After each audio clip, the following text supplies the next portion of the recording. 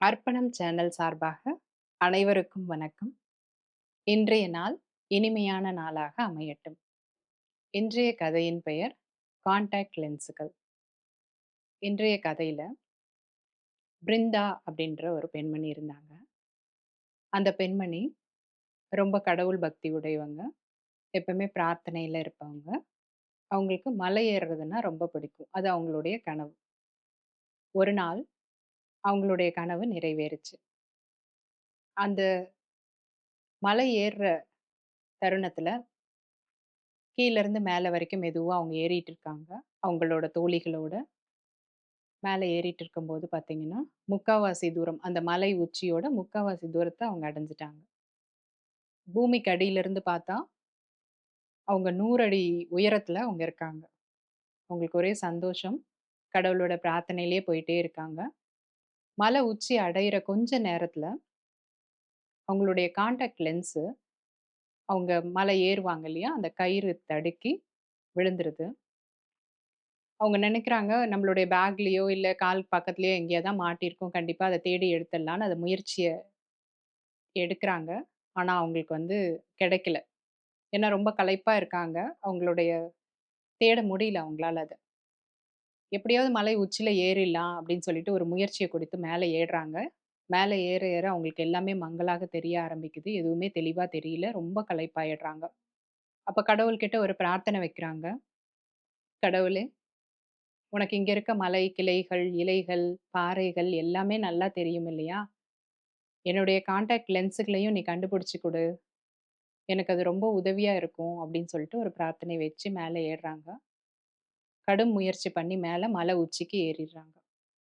மலை உச்சிக்கு ஏறுன பிறகும், அவங்களுக்கு எல்லாமே மங்கலா தெரியறதுனால, அந்த ஒரு சாட்டிஸ்ஃபைட் இல்ல. மலை உச்சிக்கு நான் ஏறிட்டேன்ற ஒரு சாட்டிஸ்ஃபைட் இல்லாம, ஒரு வருத்தமா இருக்கிறாங்க. அவங்களோட தோழியும் அவங்க பின்னாடியே அந்த மலை உச்சிய அடைஞ்சிடுறாங்க. அந்த பாறை மேல அவங்க தோழி அவங்களோட பேகு எல்லாம் செக் பண்றாங்க. பரிசோதனை பண்றாங்க. எங்கேயாவது அந்த கான்டாக்ட் லென்ஸ் மாட்டியிருக்கா அப்படின்னு சொல்லிட்டு தேடுறாங்க. ஆனா கிடைக்கல. அப்ப பிருந்தான்ற பெண்மணி திரும்ப அவங்க பிரேயர்லயே இருக்காங்க. அப்ப இன்னொரு குழுவினர் அதே பாறையில மேல ஏறிட்டு இருக்கும்போது, ஒருத்தர் மட்டும் சத்தமா பேசுறாரு. "யாராவது இங்க கான்டாக்ட் லென்ஸ தொலைச்சுட்டீங்களா?" அப்படின்னு சொல்லிட்டு கேட்டுக்கிட்டே மேல ஏறி வந்துட்டுருக்காரு. பிருந்தாவுக்கு அப்பதான் உசிரே வந்த மாதிரி இருக்கு. ரொம்ப ஹேப்பியா அந்த கான்டாக்ட் லென்ஸ வாங்கிக்கிறாங்க அவங்க. கான்டாக்ட் லென்ஸ குடுத்தவரு, ஒரு அதிர்ச்சியானவும், நம்ப முடியாத ஒரு சம்பவத்தையும் சொல்றாரு. அவர் அந்த கான்டாக்ட் லென்ஸ எங்க கண்டுபிடிச்சாருன்னா, ஒரு பாறை மேல போயிட்டுருக்க எறும்புக்கு மேல எறும்பு அந்த கண்ணாடிய தூக்கிட்டு போயிருந்ததாகவும், அந்த கண்ணாடிய தான் எடுத்துட்டு வந்ததாகவும் அவர் சொன்னாரு. பிருந்தாவுக்கு இந்த விஷயத்த கேட்ட உடனே ரொம்ப நம்ப முடியாததாகவும், அதிர்ச்சியாகவும் இருந்தது.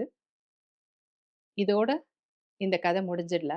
இந்த விஷயத்த அவங்க அப்பா கிட்ட சொல்றாங்க. இந்த நம்ப முடியாத ஒரு விஷயத்த அவங்க அப்பா கிட்ட சொல்றாங்க. அவங்க அப்பா ஒரு கார்ட்டூன் வரையறவரு. அவர் "உன்னுடைய பிரார்த்தனை தான் இந்த அளவுக்கு இந்த விஷயத்த கொண்டு போயிருக்கு" அப்படின்னு சொல்லி ஒரு பேப்பர் எடுத்து, ஒரு எறும்ப ஒரு பேப்பர்ல வரைய ஆரம்பிக்கிறாரு. இப்ப எறும்பு பேசுற மாரி ஒரு வாசகத்த அந்த இடத்துல எழுதுறாரு. "கடவுளே! இந்த சுமைய எனக்கு எதுக்கு சுமக்க வைக்கிறேன்னு எனக்கு தெரியல. இத என்னால சாப்பிடவும் முடியாது. ரொம்ப கனமா இருக்கு. ஆனா, நீ கொடுத்தன்றதுக்காக இந்த சுமைய நான் உற்சாகமா சுமந்துட்டு போறேன்னு" சொல்லுது. அதே நேரத்துல கீழ அவரோட வாசகத்தையும் அவர் எழுதுறாரு. வாழ்க்கையில இந்த மாதிரி தான் நெறைய சுமைகள் நாம சுமந்துட்டு இருக்கோம்.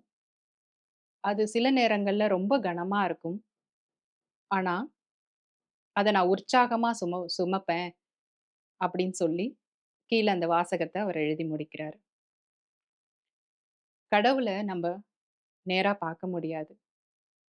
ஆனா, அத உணர முடியும். கடவுள நம்மளால உணர முடியும். நம்மளுடைய வாழ்க்கையில எல்லா விஷயங்களையும் ஏற்றுக்கொள்ளுதல், சரணாகதி அப்படின்ற ஒரு எளிமையான வழிய பின்பற்றுனா, நமக்கு எல்லா விஷயங்களுமே இயல்பானதாக அமையும். இந்த கதையிலிருந்து ஒரு ஆழமான கருத்து எனக்குள்ளார தென்பட்டது. அத உங்க எல்லார்கிட்டயுமே ஷேர் பண்ணணும்னு நெனச்சேன். இந்த மாதி நம்ப வாழ்க்கையில கூட நமக்காக நம்மளுடைய வாழ்க்கை பயணத்துல நெறைய பேர் அந்த கண்ணாடிய சுமந்துட்டு போயிருப்பாங்க இல்லையா? ஸோ அவங்களுக்காக ஒரு பெரிய நன்றிய செலுத்திக்கணும்னும், கடவுள் மத்தவங்களுக்காக நம்மள நிர்ணயிச்சிருப்பார் இல்லையா? ஒரு சுமைய கொடுக்கணும்னு.